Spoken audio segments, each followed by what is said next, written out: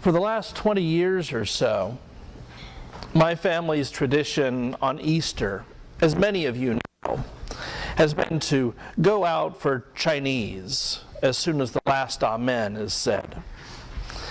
And last week was no exception. We went out, had a great time, and then I took a nap. I think about that first Easter, about how the disciples who had been through all of the stress and heartbreak of Jesus' last days were exhausted. They were hungry. They needed a little something. They were hiding out. They had gotten word that Jesus was alive, but none of them had seen Jesus. And of course, being men of the first century, they didn't really believe the women who told them what they had seen. I like to think that Thomas, like me, had gone out for Chinese. It's the only thing that really makes sense, isn't it? We fill in these gaps in the story. But Thomas wasn't there when Jesus appeared to the disciples. When he walked into that upper room, his followers were gathered. When he breathed on them and said, "Peace be upon you." When he showed them the marks in his hands and his side. When he blessed them. Thomas wasn't there. And I think there was stir-fry involved. But when Jesus came back, when Thomas came back, rather, his disciple, let me take that whole concept again. When Thomas came back, Jesus' disciples, his friends, the ones that he had been journeying with for years, told him what they had seen. Jesus is alive. He was standing here among us. We saw him. And Thomas doubted. He knew better. Dead people don't show up in locked rooms. He was afraid that his friends were, at best, pulling his leg, or at worst, delusional. There was no way to accept their word for the event. And I told them as much. I won't believe what you're telling me unless I can put my hands in the wounds in Jesus' hand. I won't believe what you're telling me until I can personally experience this. Thomas doubted. But you know, I expect I would have too. I expect you probably would have also. That's really how we function as people, isn't it? We don't just take people's word for things, especially if it's something that seems too good to be true. We need that hands-on encounter. People can hear something, but until we have direct experience of it,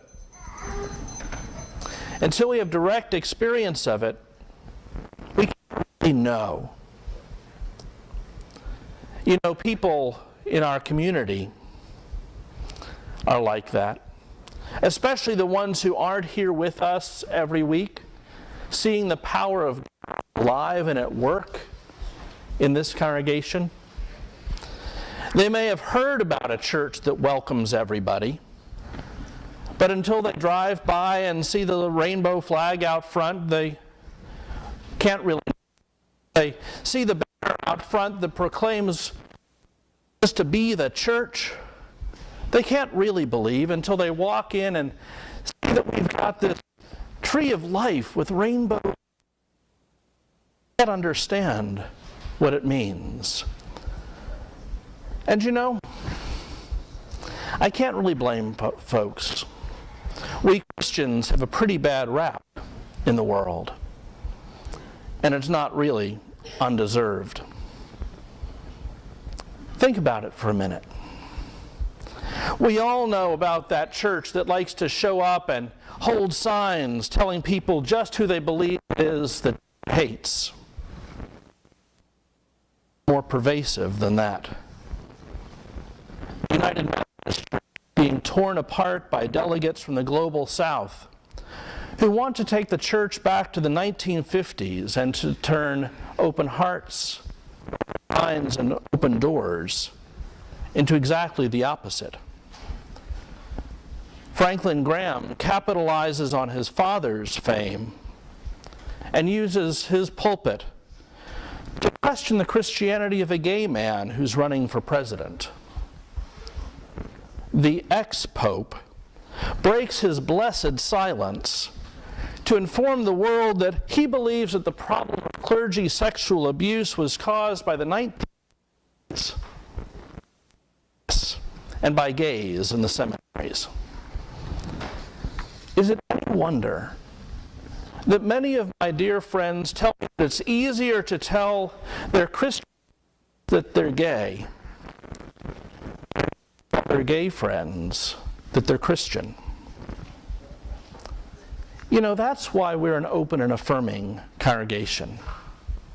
That's why we're upfront about it. That's why we let people know exactly who we are, what we believe. What we believe not only about ourselves as a congregation, but what we believe about the love of God that is bigger and more expansive than many Christians would have people think. But you know, we can't just be open and affirming to ourselves. We have to let people know. Because otherwise the assumption is that we're just like all of those other churches. The ones that say that everyone, and then show that the opposite is true when people come through the door. Of course, we're seeing the benefits of that in our congregation, in the faces of the new members who have come to be part of us, who are seeking us out because they've been rejected elsewhere, or because they want to raise children in a church that teaches 21st century Christian values, or because they don't want to have to tell their brother that he's not allowed to be a godparent because he's married to another man. You know, when Jesus reached out his hands to Thomas, he knew very well that Thomas had every reason to doubt. Though the disciples had told Thomas of Jesus' resurrection, a lifetime of personal experience couldn't disappear with just a couple words. When we, as the body of the resurrected Christ in the world, reach out our hands to our neighbors, we shouldn't be surprised if they doubt the good news that we tell them. If they disbelieve our stories of being an inclusive, welcoming community.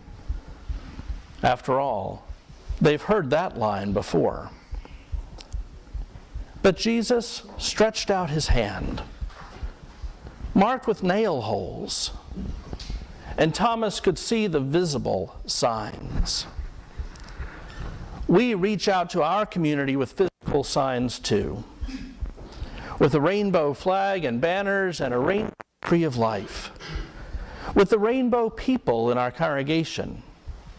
And though we live out that welcome imperfectly, we try to live as God's inclusive people. We try to be the church in the ways that matter.